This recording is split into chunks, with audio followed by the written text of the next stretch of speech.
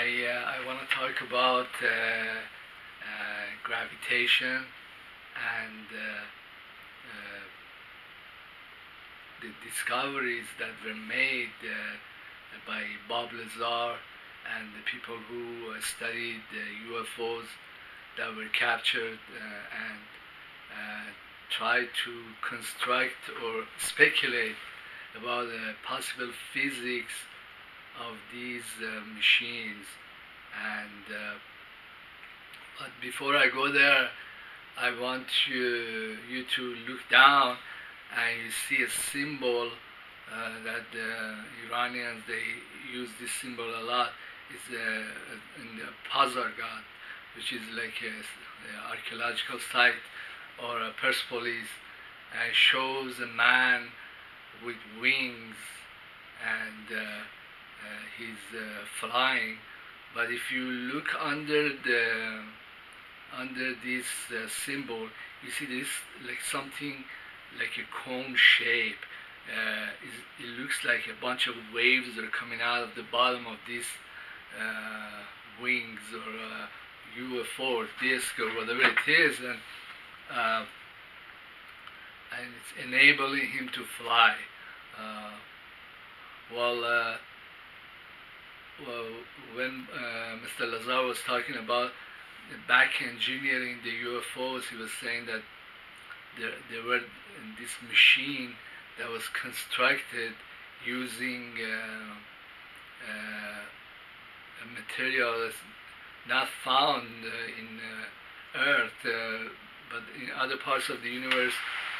Somebody had found it. It's called Un Pentium, or element 115, and then by bombarding it with the neutrons, it would create anti-gravity or antimatter. And when this antimatter combined with the matter around it, it would create anti-gravity, or that's the mechanism he would describe. And then he was describing that there were 3 barrels that were coming out of the bottom of this UFO, and each one could be used to as a directional or focusing of this wave, which is really an anti-gravity wave. And then he went on to say that actually when this craft was flying, this wave would envelope the disk or the UFO. And so if we kind of consider this, that there is a halo of anti-gravity that's occupying all of this UFO, then the other stuff that he was saying makes sense, that the people that were, or the creature that was using this craft, really didn't need to be attached to the gravitational field of the Earth or the space, because he or she or it had its own gravitational wave that it was flying on. And then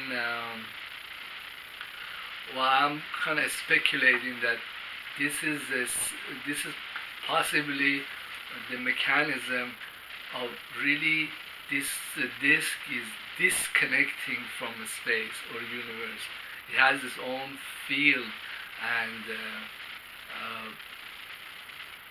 this is how it enables these crafts to travel many light years, because the speed of light does not matter if something or some craft or a disk is not connected to the universe. It has a field, anti-gravity field all around it, the halo, and disconnects itself from the rest of the universe, so zipping by all the intervening space at any speed would not be an issue, because it's not really connected. It doesn't need the speed of light, because even light has to travel through space, and space is not empty. is full of um, virtual particles and a Higgs field, and it does retard the speed of any particle. Anyhow, so this is a possible speculation of how these crafts that they could have traveled, and I guess this symbol, the Persians, they use it, but I don't think that the Persians or Aztecs or anybody that we know or identify with really invented or made this symbol. I think it refers to a global civilization that existed thousands of years ago, I think 12,000 or before, and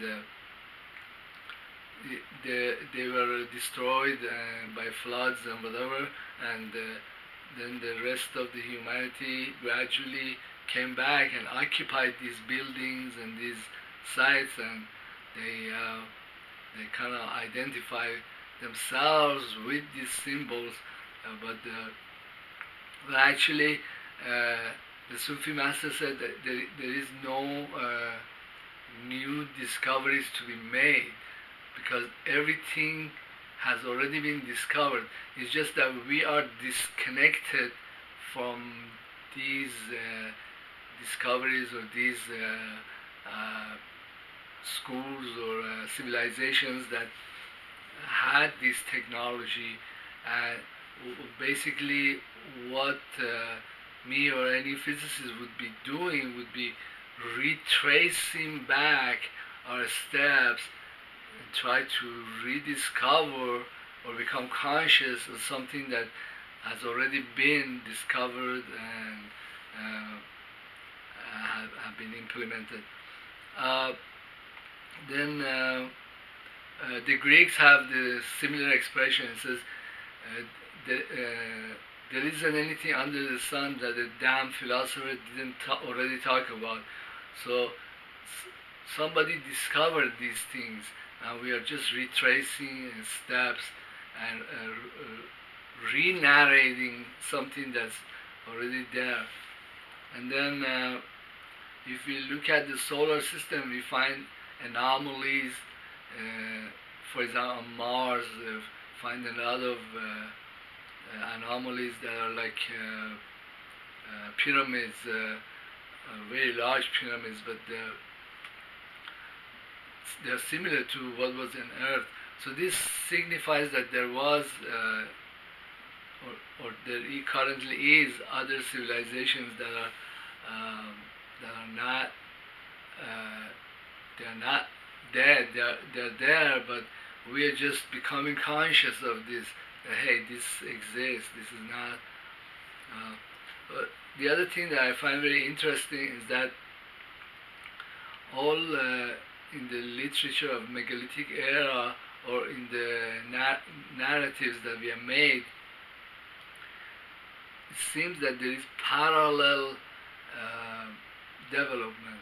Like in our civilization, the emphasis is on acquiring technology, making exotic devices, finding physics that's like this, very, very advanced. But I think the ancients, they were also conscious of that we have a consciousness, and changes or experiences that this consciousness has is important. That's the reason for this place. Actually, there is a verse in Quran that goes like this: "Kuntu kanzan makhfiya." Like Prophet asked God, "Why did you make this universe? Why did you make the world?" And he said that I was a hidden treasure. I wish to be known. Well, the Sufi master said that God uses humanity as like a mirror. Okay, the person who has evolved spiritually reflects back to God her divine qualities, what she wants to see herself in the most beautiful, most exquisite manifestation. And like a person who has evolved in that regard, in a spiritual sense, makes her proud because she kind of sees her incarnation in the material world. Well, actually, there's another verse that God talks to prophet and says that if it wasn't because of you, I would not have created the world. So this is something that's important to the universe. And well, another speculation is that when people who don't live life according to dictates of the soul or the divine, when they die, there is a feeling of misgiving, and they infuse their desire to influence the living, so that they could get credit and be able to go into higher realms. You see this in ancient Egyptian theology, like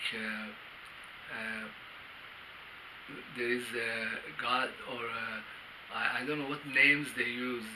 I was listening to a narrative that the soul asks itself, what did you accomplish? How did you live life purposefully or wasted it? Something like that. It is like a judgment that the soul itself makes, and then they are relegated to either the lower realms or the higher realms. Anyhow, I should get the terminology right too of all these processes, but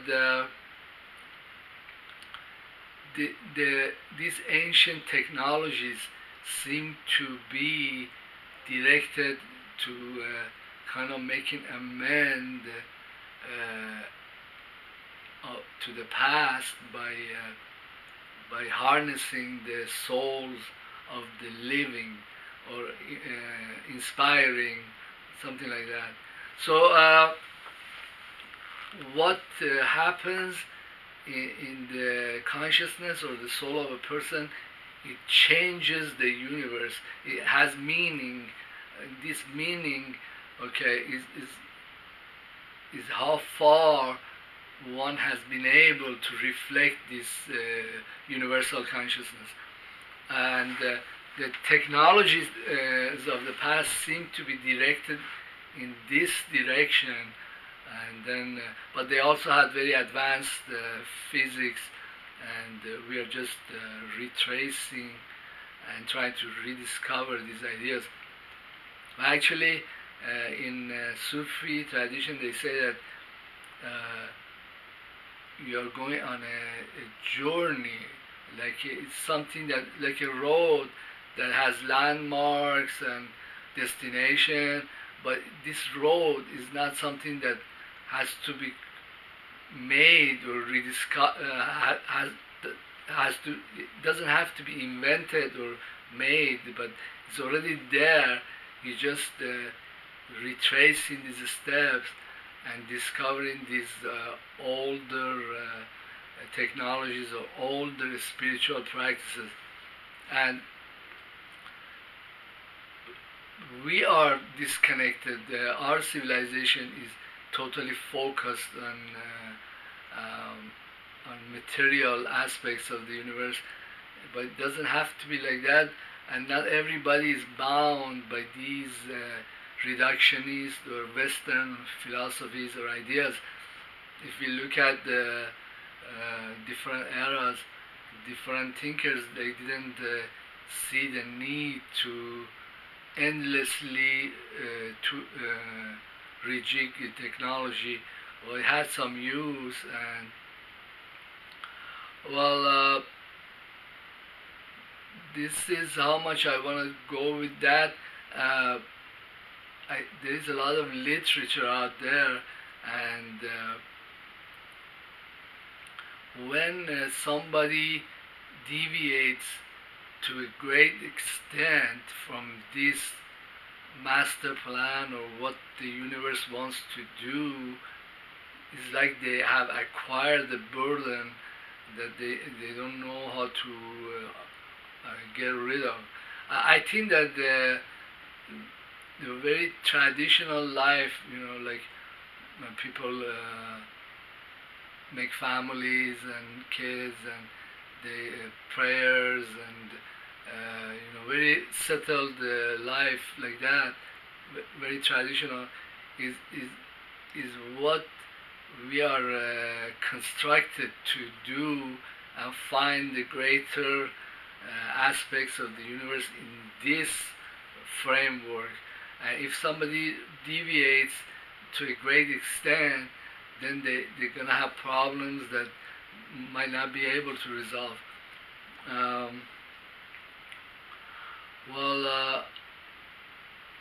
The physics of this is very interesting, but there is literature out there.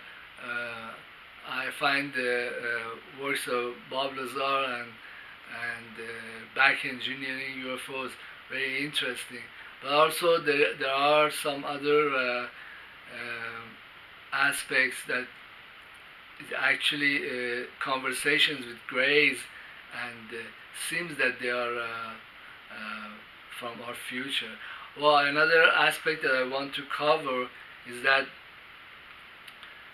negative gravity is kind of related to time travel, because in one of the experiments he was saying that he had a pen, laser pen, that flashed on and off many frequencies, like something the eye could perceive, like 30 or 60. So he put this laser pen into the field of this negative gravity machine, and seemed that the frequency of flashing on and off, or intermittency, dropped, or as if time in that field had stopped. This is like a time machine. If you can reverse gravity and disconnect from universe, and now we see another effect like this, bring time to stand still. Well, I don't know, the next step would be like go from one space-time to another space-time. Space-time does mean different space and also different time. So they were saying that these grays or these aliens, they weren't really from another place. They were basically remnants or of humanity, but they're far in the future. Who knows? I find some of the stuff hard to believe, but the math adds up. So I'm not going to try to criticize it. Anyhow. Well, thank you for being in my YouTube channel, and please subscribe and leave comments. Don't be a passive recipient. Your input is appreciated. Thank you very much.